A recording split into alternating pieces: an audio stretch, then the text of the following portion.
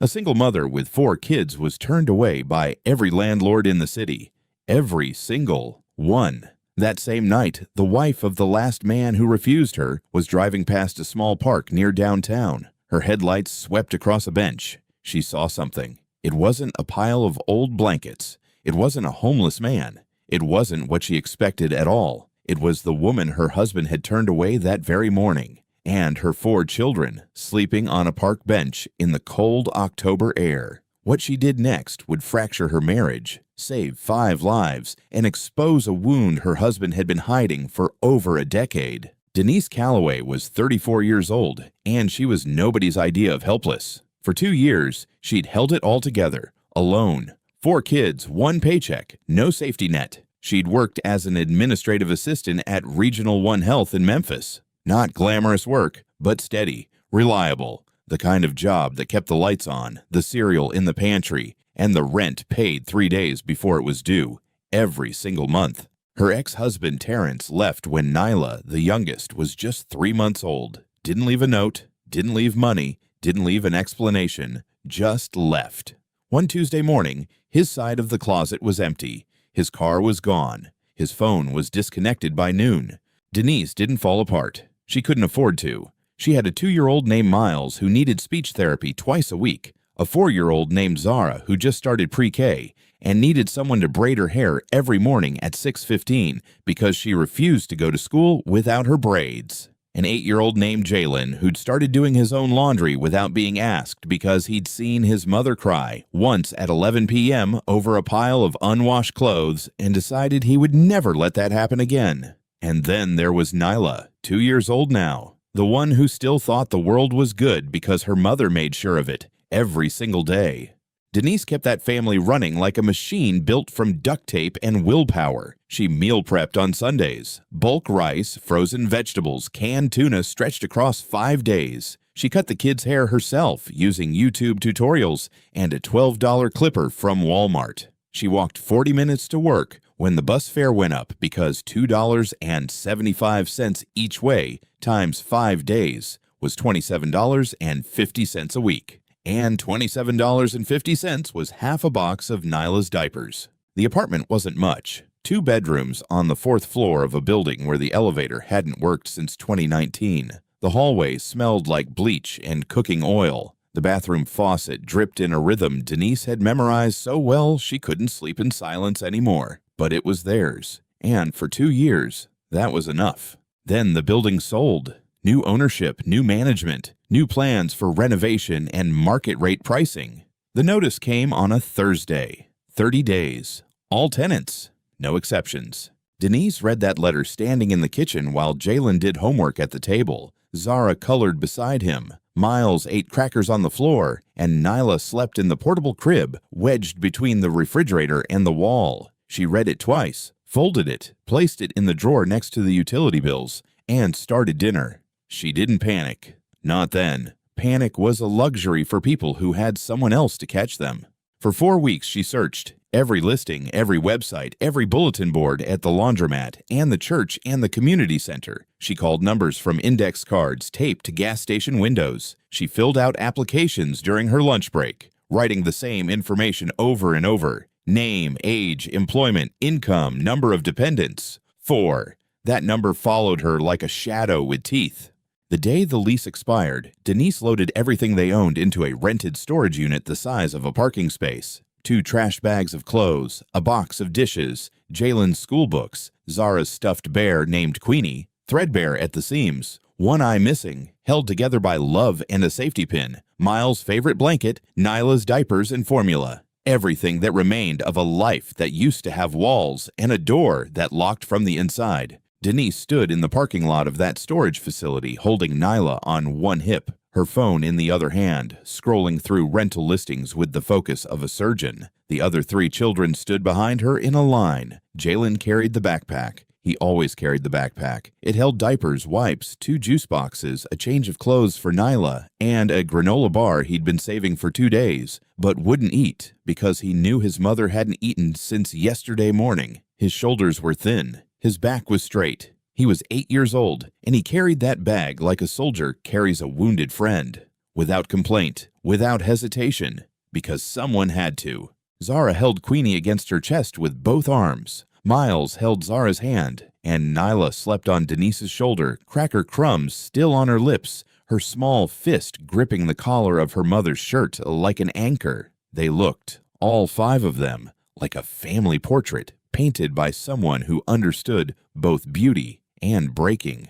The first landlord was polite about it, professional even. He sat behind a desk in a small office that smelled like carpet cleaner and old coffee. He looked at Denise's application for exactly 45 seconds. She knew because she counted. His eyes stopped on one line. Dependents? 4. He looked up, smiled the kind of smile that has nothing behind it. Sorry, he said. We have a strict noise policy in this building. It's really more suited for single professionals and couples. You understand. Denise understood. She'd been understanding her whole life. Thank you for your time, she said, picked up Nyla, and took Miles' hand. The second one hurt more. She'd found the listing online. 2 bedrooms, affordable, close to a school with a good rating. She called ahead. The woman who answered sounded warm, friendly, said, "Come by any time. We'd love to meet you." Denise dressed the children in their cleanest clothes, braided Zara's hair with extra care, made Jalen tuck in his shirt. She wanted them to look like what they were, a family, not a problem. When she walked up to the building, the "For Rent" sign was in the window. Big red letters, impossible to miss. The landlord opened the door, looked at Denise, looked past Denise, and counted. Her smile faded like a light dimming behind curtains. "Oh, I'm so sorry," she said. "We actually just rented that unit out this morning. Just this morning. I forgot to take the sign down. You know how it is."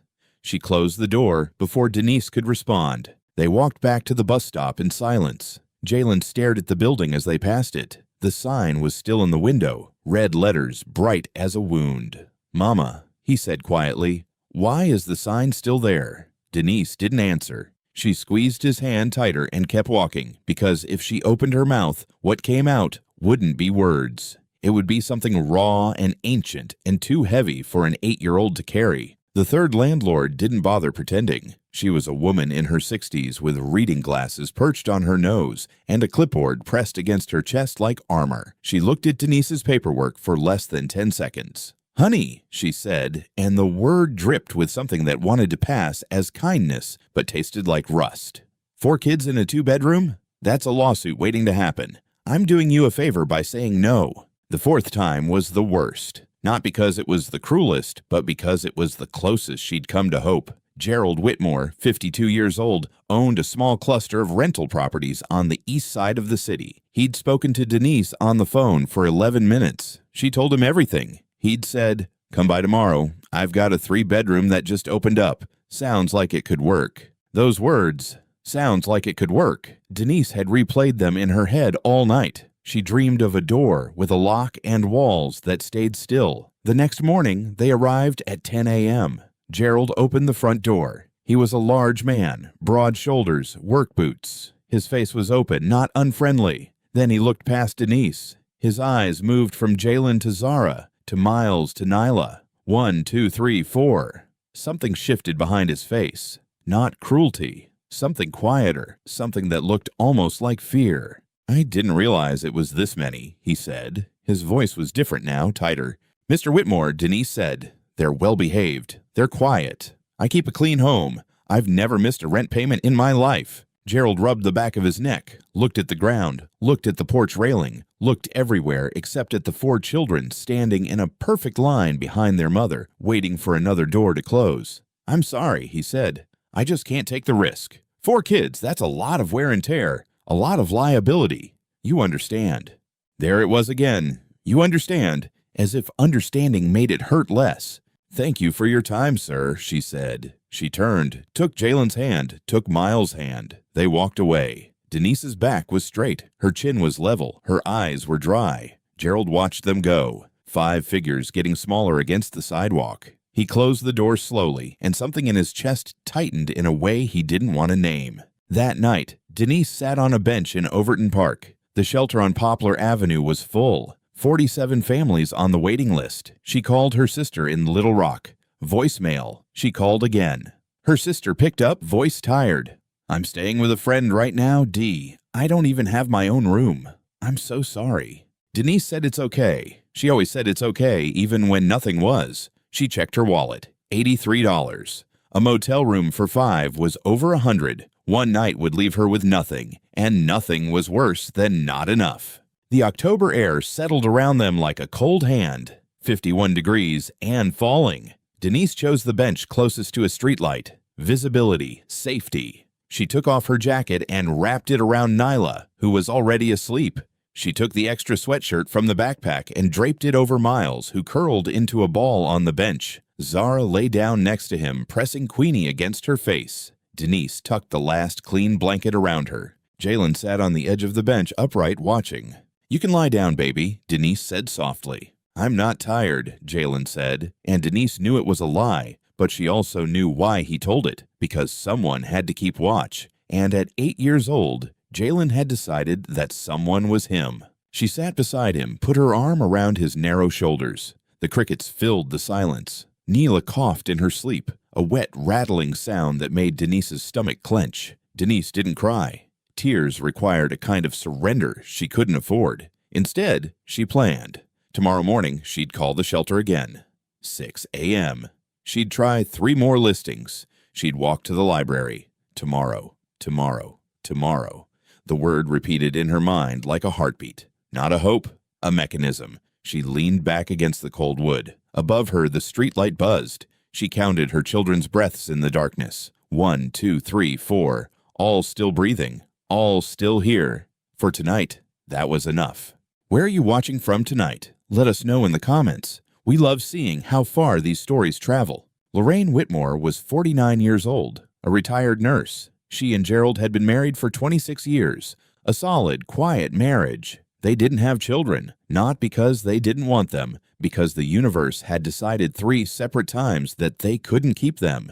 The first miscarriage at 8 weeks, the second at 14 weeks, far enough along that she'd picked a name. The third one nearly killed her. 19 weeks. An emergency room at 2 a.m. Gerald sitting in the parking lot in his truck for 6 hours because he couldn't walk through those doors. Couldn't watch her lose another one. After that, they stopped trying. Stopped talking about it. Gerald turned the second bedroom into a storage room for his fishing gear. Lorraine never went in that room. Not once in 15 years. That October evening, Lorraine drove home from Wednesday night prayer service. The sermon had been about mercy, about seeing the invisible. She took her usual shortcut through Overton Park. Her headlights swept across the walking path, the empty playground, the row of benches. And then she saw something, a shape on a bench. No, not one shape, several, small shapes bundled close together, too small to be adults. Lorraine slowed the car, pulled over, and cut the engine. Her heart was beating fast. She stepped out into the cold and walked toward the bench. 10 feet away, she saw them clearly. 4 children sleeping on a park bench in October, the oldest one sitting upright, pretending to sleep. And in the center, a woman, sitting perfectly still, her back straight, her eyes open, watching. The woman's eyes found hers across the darkness. 2 women looking at each other in the half-light. One had a house with 3 bedrooms, 2 of them empty. One had 4 children and no roof over their heads. One had lost every child she'd ever carried. One was holding on to hers with everything she had left. Lorraine felt something crack open inside her. She didn't call the police. She didn't dial a hotline. Instead, she stepped closer. Come with me, Lorraine said. Her voice was steady, certain. All of you. Right now. Denise stared at her, measuring danger and kindness all at once. I don't know you, she said quietly. I know, Lorraine replied, but your babies are cold, and I have room. 6 words. I have room. The simplest sentence in the English language, and the heaviest thing Lorraine Whitmore had said in 15 years. 15 minutes later, Lorraine unlocked the front door of her house. Gerald was at poker night. The warm air hit them first. Real radiator heat. Nyla woke up on Denise's shoulder, blinked, and touched the door frame. House, she said, her voice tiny and wondering. Mama, house. Denise's jaw tightened. She nodded. Just for tonight, baby. Miles walked in and approached the couch like a stray animal, touching the cushion with one finger before sitting down gently, as if any sudden movement might make it all disappear. Zara followed, clutching Queenie. "Can Queenie sleep on the bed?" Lorraine felt her throat close. She nodded. "Queenie can sleep wherever she wants, sweetheart." Jalen was the last one in. He stood by the door, back against the wall, eyes scanning the room, watching exits. He was 8 years old and stood like a sentry who'd forgotten how to stand down. Lorraine saw it all. She went to the kitchen and made egg noodles at 11 o'clock at night. The children ate in the focused, urgent silence of hunger being answered. Denise sat across from them but didn't eat. She just watched. Lorraine set a bowl in front of her. Denise shook her head. "I'm fine. They needed it more." Lorraine sat down beside her. "When's the last time you ate?" she asked. Denise paused. "They ate this morning." Lorraine's voice was quiet but firm. "I didn't ask about them. I asked about you." The silence that followed held every skipped meal, every lie Denise had told herself about not being hungry. She didn't have to answer. Lorraine pushed the bowl closer. "Eat," she said. "Just eat." And for the first time in longer than she could remember, Denise Calloway picked up a spoon and fed herself. Gerald Whitmore came home at 6:47 the next morning. He walked into the kitchen and froze. 4 children sat at his dining table. The smallest one was in Lorraine's lap, eating Cheerios. A little boy was stirring his cereal with intense concentration. A girl was braiding the hair of a stuffed bear. And an older boy was at the counter, washing bowls in the sink. Nobody had asked him to. Then Gerald's eyes found the woman standing near the stove. The woman he had turned away. His stomach dropped. "Lorraine," Gerald said, his voice flat. "What is this?" Lorraine looked up, her face calm. "Gerald, this is Denise, and these are her children. They're staying with us." He led her to the back bedroom. "What did you do?" His voice was low, tight. "You brought strangers into our house, Lorraine. This is insane." "They were sleeping in the park," Lorraine said. "On a bench. In October. The baby was coughing." "That's not our problem," Gerald said, and flinched as the words left his mouth. Lorraine looked at him with a clarity he hadn't seen in years. "You made it our problem," she said, her voice lowering. "You looked at that woman and her 4 children on your porch, and you sent them away. I found them on a park bench last night, Gerald." The 8-year-old was sitting up, guarding his family in the dark. He's 8 years old, and he was standing guard. "So, yes, Gerald, this is our problem. You made it our problem when you closed that door." Gerald was quiet. He wasn't a cruel man. He was careful. His father had taught him one thing: protect what's yours. Don't get involved. It had been his armor his whole life. But standing there, listening to his wife, he felt the armor crack. He didn't say yes. He said, "A few days. That's it." Lorraine nodded. She knew a few days was a door cracked open, and cracked was enough. The first morning, Gerald came downstairs and the kitchen was spotless. Denise was up, folding blankets with crisp, deliberate edges. On the 3rd day, Jalen followed Gerald to his truck. "You need help carrying anything, sir?" Gerald looked at the boy, surprised. He handed him the toolbox. It was heavy, but Jalen carried it without a single complaint. "Thank you," Gerald said, the words rough from disuse. On the 4th day, Miles walked up to Lorraine with a single small yellow wildflower clutched in his fist. "For the pretty lady," he said. Lorraine took the flower, a dandelion, and turned away, pressing a hand to her mouth as her shoulders trembled. Gerald saw it from the hallway, and the image of the dandelion in his wife's hand followed him all day. On the 5th day, Nayla, playing on the floor, looked up at Lorraine. "Lolo," she said. "Lolo, look." Lorraine blinked. "That's me? I'm Lolo." Nayla grinned. "Lolo." Lorraine didn't correct her. She just sat there, in her own house, being called a name she'd never had by a child who wasn't hers. On the 7th morning, Gerald came downstairs. The kitchen was clean. The blankets were folded. Denise was getting ready to walk to the library to apply for more jobs. He looked at the woman who'd been sleeping on a park bench a week ago and now moved through his house with more care and dignity than most people showed in homes they owned. He opened his mouth. "There's no rush," he said, the words almost reluctant. "Stay as long as you need to get things figured out." Denise looked at him, searching his face for the catch, for the condition, and found nothing. "Thank you, Mr. Whitmore," she said. It happened on a Tuesday night. Gerald was out. Lorraine and Denise sat at the kitchen table, and Lorraine started talking. We tried for 12 years, she said, her voice low. She told Denise everything. The first loss, the second, the yellow onesie in a box she hadn't opened in 15 years. The third time nearly killed me, Lorraine said. 19 weeks. I woke up at 2 o'clock in the morning in a puddle of blood. Gerald drove me to the hospital. He drove 90 miles an hour and didn't say a word. She paused. He didn't come inside. He parked the truck and he sat there for 6 hours while I was in the emergency room losing our baby for the third time. He sat in a parking lot because he couldn't walk through those doors. Her voice cracked. I was so angry. I thought he was weak. Months later, I asked him why, and he said something I've never forgotten. Lorraine looked up at Denise, her eyes wet.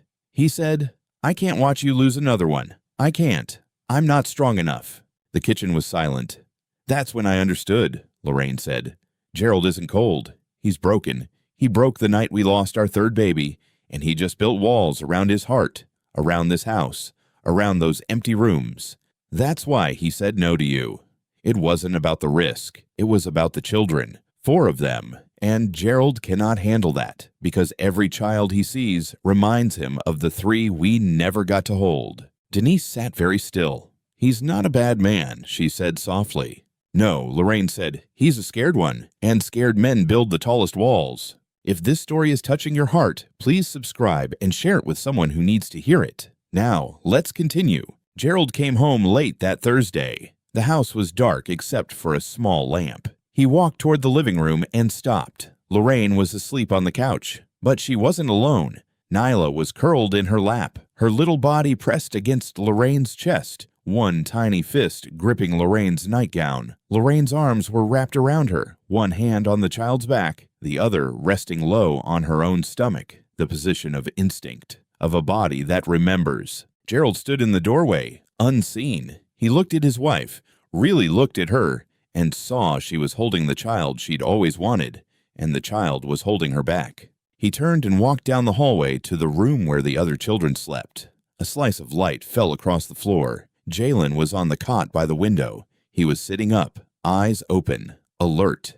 The moment Gerald appeared, Jalen's body went rigid. Are we leaving? He asked. 4 words spoken by an 8-year-old in the dark. No fear, no pleading, just a flat, practiced question. Gerald felt something crack inside his chest. He walked to the edge of Jalen's cot and sat down. No, Gerald said. The word hung in the dark. No, he said again. Quieter.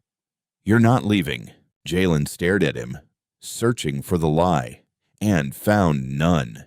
He lay back down slowly, and his body softened. Just enough. Gerald sat there for a while, listening to 3 children breathe. Then he stood, walked back to the living room, and draped a blanket over Lorraine and Nyla. He went to the kitchen, sat at the table, put his face in his hands, and for the first time in 15 years, Gerald Whitmore cried. He cried for 3 babies who never took a breath. He cried for a yellow onesie in a box. He cried for a parking lot at 2 a.m. He cried because a 2-year-old girl had fallen asleep in his wife's arms, and his wife had held her the way she would have held their own. When he was done, he washed his face, walked to the garage, and opened the door to the storage room. He looked at the fishing rods and tackle boxes, 15 years of things he'd put in this room to fill the space where something else was supposed to be. He picked up a tackle box, carried it to the garage, came back, and picked up another one. He didn't finish that night, but he started. The next Saturday, Gerald came back from the hardware store with 2 gallons of lavender paint. He started painting that afternoon. Lorraine stood in the doorway. You don't have to do this, she said. Gerald drew a long, even stroke on the wall. I know, he said. That's why I'm doing it. The following week, he built bunk beds from scratch. Jalen watched, fascinated. Gerald handed him the sander. Sand that edge. Nice and smooth. Can't have splinters. Yes, sir, Jalen said. And he sanded that edge like his life depended on it. Denise was accepted into a phlebotomy certification program. She left every morning at 7:15. Lorraine had the children dressed and fed by 7. It was a system built on trust and rhythm. That Thursday, Denise found Gerald in the kitchen. She held out his credit card, the one Lorraine had used that first night. I've kept track of everything, she said. I'll pay you back. Gerald pushed the card back across the table. Keep it, he said, his voice gruff. Consider it a rent deposit for when you're ready for your own place. Start saving, but don't rush. Get stable first. That Sunday, Zara drew a picture. It was a house with 7 people standing in front, a tall woman with brown skin and 4 small figures, and next to them, a large man with broad shoulders and a woman with a kind face, holding the hand of the smallest child. Zara had drawn all of them together, one line, one house, one family. Gerald picked up the drawing, held it in both hands, then placed it on the refrigerator with a magnet. It stayed there. Denise graduated. 2 weeks later, she started at the hospital. The apartment came next. Gerald had a 2-bedroom unit open in his building. He offered it to her at a rate $200 below market. "Not charity," he said. "You're the best tenant I've ever had. I'm being practical." They moved in on a Saturday. Gerald carried boxes. Lorraine organized the kitchen. Jalen walked to the wall of his new bedroom, pressed his palm flat against it, and turned to his mother. "This is ours?" he asked, his voice careful. "Like, ours." Denise nodded, tears running down her face. Jalen looked at the wall again. "I'm going to unpack real slow," he said quietly, "so it feels longer." Gerald changed his rental policies that spring. He stopped saying no to families with children. He converted 2 units into family-ready apartments. He lowered deposit requirements for single parents. He replaced the formal application with something Lorraine designed, a conversation. On Saturday mornings, Gerald took Jalen fishing. They sat in comfortable silence, watching their lines. Lorraine visited every Sunday, bringing food. Nyla would run to her, screaming the only name she'd ever known for her, "Lolo, Lolo, Lolo." And Lorraine, this woman who had carried so much grief, would kneel down and gather a child into her arms and hold her. Not hers by blood, not hers by law, hers by choice, hers by love, hers by the only thing that ever really makes a family, showing up. They refused to rent to her because she had 4 kids, 4 children. That was the reason, the liability, the risk. But those 4 children were also the reason a retired nurse stopped her car in the dark. They were the reason a man who hadn't cried in 15 years finally wept at his kitchen table. They were the reason a room full of fishing rods became a bedroom painted lavender. They were the reason a marriage that had gone quiet found its voice again. 4 children didn't destroy anything. They rebuilt everything. Denise didn't need a miracle. She just needed one door to stay open. Gerald built walls his whole life, around his properties, around his heart, around those empty rooms. It took 4 children and a mother with nowhere to go to show him that walls only protect you from the very things you need most. May your family be blessed with health, peace, and prosperity. Thank you for listening. I'm so curious. Where is everyone tuning in from today? Let me know your city or country in the comments below. I love seeing how far our community reaches. What did you all think of that story? Did any part of it really resonate with you? I would love to read your thoughts and reactions. No matter where you are or what you're going through, I truly hope this finds you well. My biggest wish is for all of you to be safe, healthy, and to find peace in your everyday lives. And finally, everyone has a story. If you have an interesting one that you think this community would love, please don't hesitate to share it. You never know who needs to hear it. We're all in this together.